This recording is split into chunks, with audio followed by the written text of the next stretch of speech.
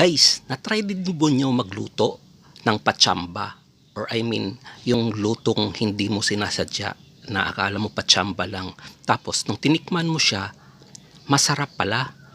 So, nag-experiment po ako ng uulamin for today's video. Ayan guys, ang ginawa ko po, gumawa po ako ng honey chicken. So, crispy siya guys. Masarap ang lasa.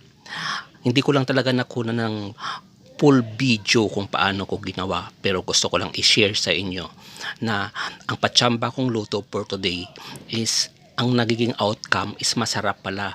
So tinandaan ko na lang na next time pag gumawa ho ako ulit, baka makunan ko na ng full video at nang ma-share ko sa inyo. So ayun na.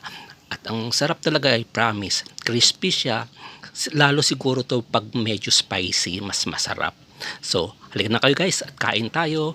Thank you so much for watching.